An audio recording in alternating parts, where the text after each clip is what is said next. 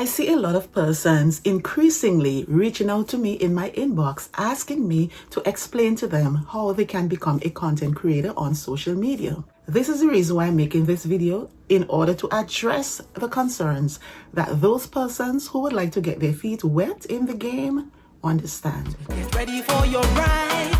Jesus at your side. First thing foremost, you have to understand the country that has the legal jurisdiction over the platform on which you intend to become a content creator. For example, the owner for Meta and YouTube, where are they located? Where do they reside?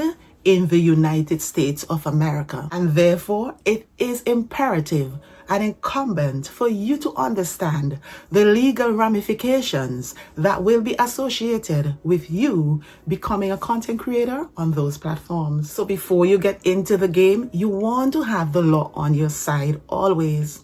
And I'm here to explain to you and break things down regarding the laws governing content creating in the United States of America. For example, if by any chance you get into any conflict with the content that you create and you publish, you would have to now fall within the jurisdiction of the United States Court of Law, since they are the ones that govern Facebook and YouTube because they are American social media companies. Clear, crystal clear. Therefore, the responsibility is yours to become educated and sensitized regarding the laws that would be here to protect you when you need it most.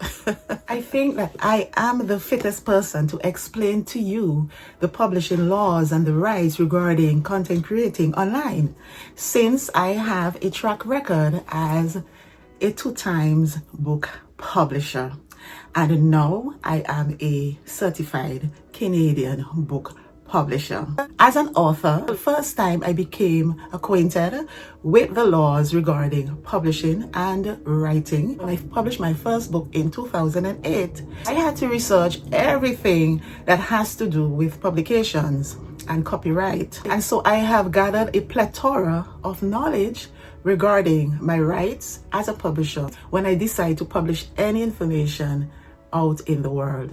In 2023, I've published my second book, which is a memoir where I chronicled my life and my struggles. And this has actually made me become a certified Canadian book publisher. And as a book publisher, you get to understand all that you need to know regarding your publishing rights. Publishing rights is slightly different for a book and content creating online. However, you are going to find an overlap.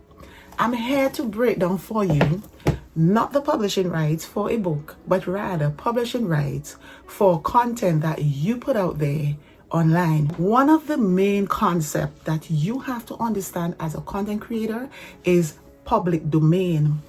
Now, public domain has to do with any information, whether written, picture, videos, electronic, that already exists within the public domain.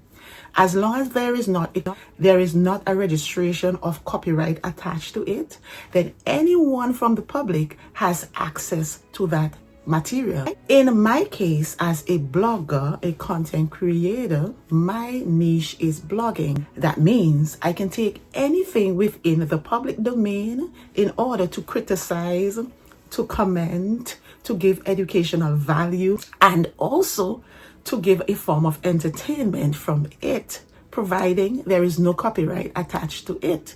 If there is a copyright attached to it, then I have to reach out to the copyright owner of that registration of copyright and ask for their permission in order to use the material. Now, when I do that, that material now fall into what is called fair use. So according to the laws of the United States of America, fair use is granted to persons like me, who is a blogger, who intend to use copyright material for the sole purpose of commentary. So I can comment on it, I can give a reaction out of it, I can use it for entertainment purposes, as long as I do not defame anyone in the post. Anytime you decide to put up a picture or a video or any status on Facebook, it now falls within the public domain. You put it out there in the public domain. The public domain is where all that you put out is collected. So according to the legal jurisdiction, once you hit that post button, it's no longer yours. You have no power over it. It's now falling in the public domain, and people like me, anybody can take it and criticize it and comment on it freely. If the person goes into your personal phone or the person hack your computer and release it, that's a different thing. Then you can take that person to court. But once the information is already in the public domain, you cannot do the person anything because you have already put it out there. A legal right to access it and to do whatever they want with it. In my case, you can take all of my information that I put out there on my videos. I see people reposting my videos and doing commentaries on my videos. I see some of my videos, one of them ended up on Hot 97 radio station in St. Vincent and the Grenadines. The API, Agency for Public Information, took one of my concepts for the tea bag that I promoted. I was the first to break a story, and they shared it on the television station. I cannot do anything regarding that because the information was collected from the public domain. I put it out. This is my first step to breaking the laws down for you regarding content creation. I'm doing it because I care and I want to educate you regarding the law.